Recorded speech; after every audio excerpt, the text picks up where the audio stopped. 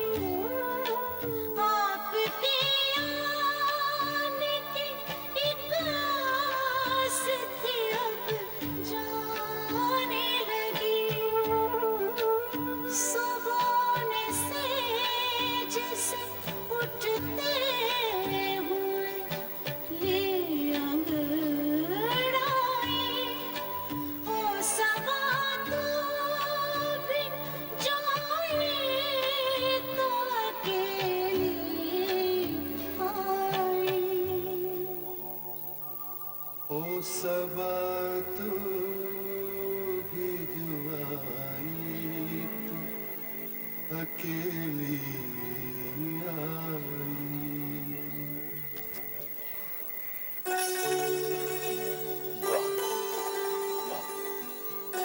Lovers of the world unite.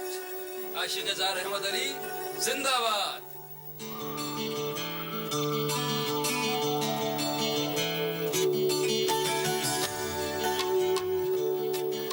सन 1943 में jail से रिहा हुए और ट्रेड यूनियन के कामों में लग गए। सन 1946 में उनके खिलाफ फिर वारंट जारी हो गया और वो रूपोश हो गए।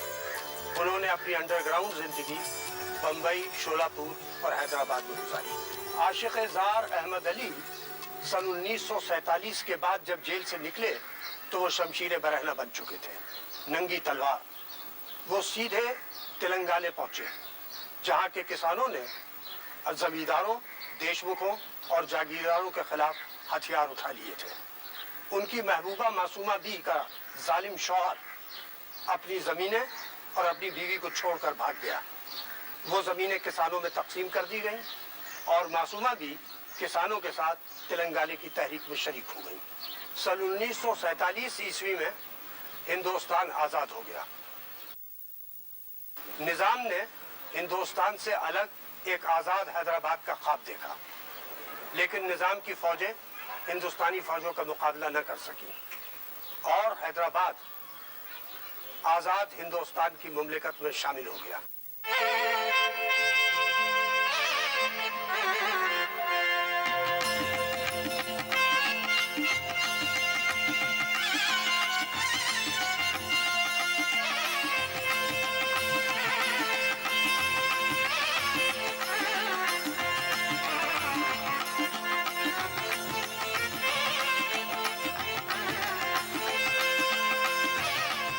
सूरत हाल तब्दील हो गई। उस वक्त कम्युनिस्ट पार्टी के लीडरों में ये बहस शुरू हो गई कि तेलंगाना की किसानों की तहरीक हथियारों के साथ जारी रखी जाए या बंद कर दी जाए।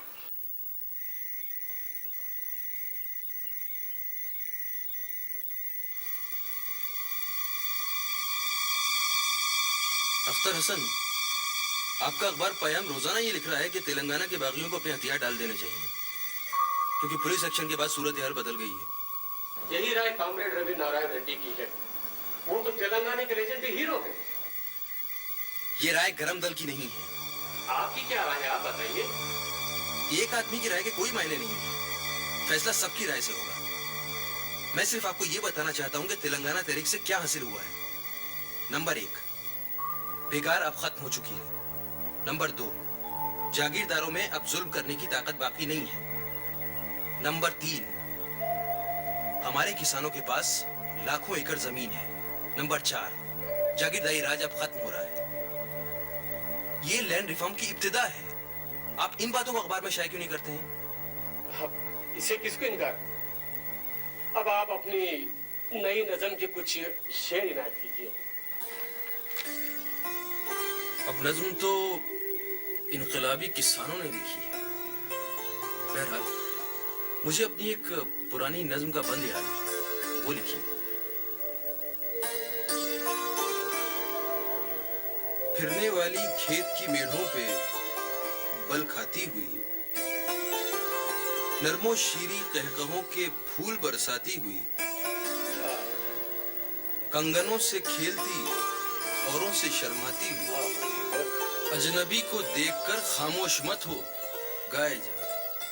हाँ तिलंगन गाए जा, बाकी तिलंगन गाए जा। वाह भाई, आप खुद भी तो तेलंगाना की करेंगी हैं? चलिए मैं चलता हूँ। भाई जाते हुए अपने बाजी से मिलते जाइए। वहाँ आपके चाहने वाले 2 खवातीन हैं। चलिए। आइए। बाजी, कल रात मैं बहुत देर से वहाँ से गुजर रही थी और दुर्दाना भी मेरे साथ थी, तो मुझे तो बहुत घबराहट हो रही है। बाजी, आओ मखदूम, यहाँ बैठो। ये शहजाद है, मेरी खालाजाद बहन, और ये अख्तर है, इनकी बेटी। इन दोनों को तुम्हारी शायरी बहुत पसंद है। अच्छा अच्छा। आपको हमारी सबसे ज्यादा पसंद कौन सी नज्म है? दूर। दूर? इस सिलसिले में मुझे आपसे कुछ पूछना भी है। अभी नहीं, बाद में इत्मीनान से बात करेंगे। जी। खुदा हाफिज। हम हबशी घोड़े में रहते हैं, कभी आप अख्तर हसन के साथ आ जाइए। अच्छा अच्छा। अम्मा अम्मा अम्मा, घर चलिए ना। ये आपकी बेटी है? हाँ, दुर्दाना नाम है। दुर्दाना? दुर्दाना भाई, हमने जो अपनी बेटी आसाबरी को आखिरी बार देखा है तो वो इतनी बड़ी होगी, अब तो और बड़ी हो गई होगी।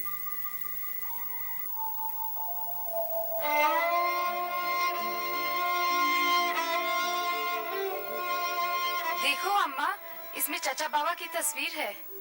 हाँ बेटी, अब से तुम्हारे चचा बाबा सिर्फ तस्वीरों में ही दिखेंगे। उनको गए कितने साल हो गए अम्मा? 46 के बाद 47, 48, 49, 50, 51, 5 साल। मेरा दिल तो बोलता कि इस साल चाचा बाबा आ जाएंगे। खुदा करे ऐसे छोड़। हफीज मामू, ये बताइए कि आप अनवर मामू, जफर मामू, मजर मामू, कमर मामू जब साथ मिलते हैं तो बड़े मोटे मोटे लफ्ज़ बोलते हैं, मेरी समझ में तो नहीं आते। कैसे लफ्ज़? अभी बताती हूँ। मैंने मखदूम भाई की किताब सुर्ख सवेरा में सब लिख लिए हैं। Marxism, Leninism, dialectical materialism, proletarian dictatorship, classless society, arm struggle, revolution, social conscience. क्या तुम इसका मतलब नहीं समझती? थोड़ा थोड़ा समझती हूँ, लेकिन पूरी तरह नहीं। कॉमरेड मखदूम आ रहा है, उनसे पूछ ले। सच? आ जाओ। कैसी हो तुम? ठीक हूँ बिल्कुल। मखदूम भाई, आज आपने धोती नहीं बांधी? उस दिन कैसे अजीब लग रहे थे। भाई अंडरग्राउंड लाइफ ने हमको बहरूपिया बना दिया है, रोज रूप बदलते हैं। तुम उस दिन मेरी नज्म तूर के बारे में कुछ पूछना चाह रही थी। आपकी नज्म में एक मिसरा है, खुदा भी मुस्कुरा देता था जब हम प्यार करते थे। आपने खुदा को मुस्कुराते हुए देखा है? अल्लाह मियाँ कभी रोते नहीं हैं, वो हमेशा मुस्कुराते हैं।